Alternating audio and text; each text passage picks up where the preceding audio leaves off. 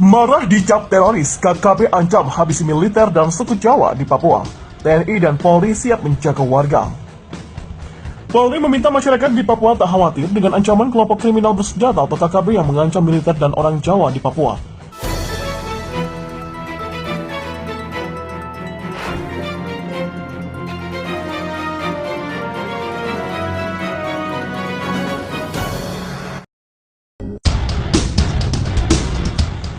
Marah dicap teroris, KKB ancam habisi militer dan suku Jawa di Papua.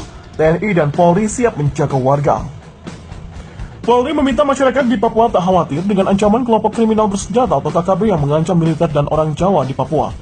Masyarakat di Papua nggak perlu khawatir dengan keberadaan KKB, kata Karopenmas Divisi Humas Polri Brigjen Rusdi Hartono saat dikonfirmasi pada Senin hari ini.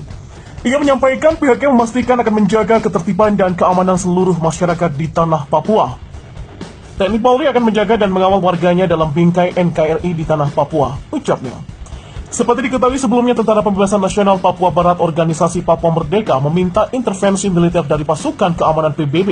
Mereka juga mencari dukungan moral dan material dari Uni Eropa, Afrika, Karibia, negara-negara Pasifik dan semua anggota PBB. Seperti yang diadvokasi dalam resolusi 2625 PBB mengenai hak merdeka dan hak penentuan nasib sendiri untuk bangsa-bangsa terjajah. Jika PBB atau komunitas internasional diam, maka OPM mengancam akan melakukan kampanye yang menyasar anggota militer dan orang-orang Jawa di Papua. Hal ini dilakukan sebagai respon label teroris kepada KKB Papua yang diberikan pemerintah. Jika Indonesia melanjutkan teror dan genosida terhadap penduduk sipil Papua Barat, seperti yang telah terjadi hampir 60 tahun, dan komunitas internasional tidak ikut campur, TPNPB OPM akan mengumumkan kampanye untuk memusnahkan tidak hanya anggota militer ilegal yang menduduki Papua, tetapi juga orang Jawa ilegal dan pemukiman lainnya yang mencuri tanah adat dan sumber daya orang Papua Barat. Ujar Amatus Akobudau, Dewan Diplomatik TPNPB OPM yang berbasis di Australia lewat keterangan tertulisnya pada Minggu kemarin. Keterangan tersebut diteruskan oleh jubir TPNPB OPM Sebi Sambom. Menurut OPM, kata Sebi, selama ini justru TNI dan Polri yang meneror, mengintimidasi dan melakukan genosida di Papua selama 59 tahun. Jika pemerintah benar-benar membuat perpres atau undang-undang terkait label teroris bagi OPM, maka mereka akan melapor ke PBB dan mendeklarasikan kampanye global bahwa Indonesia adalah negara teroris. Sebelumnya, Menko Polhukam Mahfud MD mengumumkan kelompok kriminal bersenjata atau KKB Papua sebagai organisasi teroris. Mahfud MD mengatakan keputusan pemerintah tersebut sejalan dengan pandangan yang dikemukakan oleh Ketua MPR, pimpinan BIN, pimpinan Polri, dan pimpinan TNI. Keputusan tersebut, kata Mahfud MD, juga sejalan dengan fakta banyaknya tokoh masyarakat, tokoh adat, pemerintah daerah, dan DPRD Papua yang datang kepada pemerintah, khususnya Kemenko Polhukam untuk menangani aksi kekerasan di Papua. Pemerintah, kata Mahfud MD, menyatakan mereka yang melakukan pembunuhan dan kekerasan secara brutal, secara masif, sesuai dengan ketentuan Undang-Undang Nomor 5/2018 tentang pemberantasan tindak pidana terorisme. Mahfud MD menjelaskan definisi teroris berdasarkan undang-undang tersebut adalah siapapun orang yang merencanakan, menggerakkan, dan mengorganisasikan terorisme. Sedangkan terorisme, kata dia, adalah setiap perbuatan yang menggunakan kekerasan atau ancaman kekerasan yang menimbulkan suasana teror atau rasa takut secara meluas, yang dapat menimbulkan korban secara massal atau menimbulkan kerusakan atau kehancuran terhadap objek vital yang strategis, terhadap lingkup hidup, fasilitas publik, atau fasilitas internasional dengan motif ideologi, politik, dan keamanan.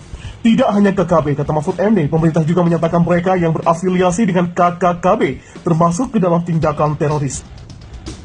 Untuk itulah, kata Mahfud MD, pemerintah sudah meminta Polri, TNI, BIN, dan aparat terkait untuk melakukan tindakan terhadap organisasi tersebut.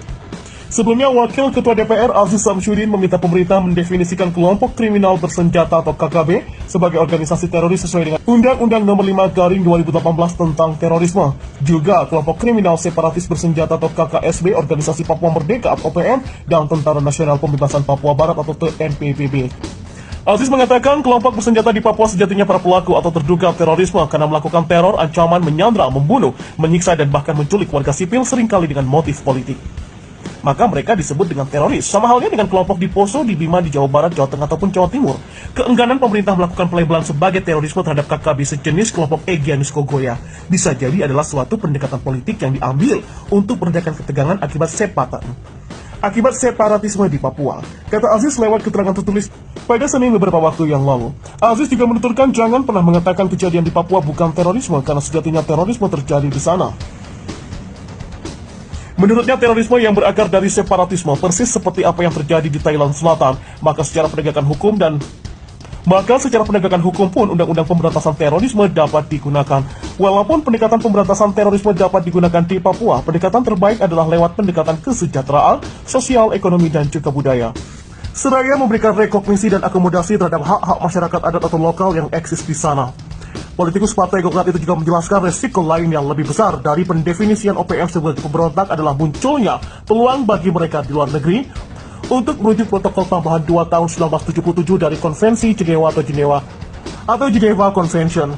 Konvensi tersebut merupakan hukum internasional tentang penanganan perang atau jus in bello atau disebut pula hukum humanitarian internasional.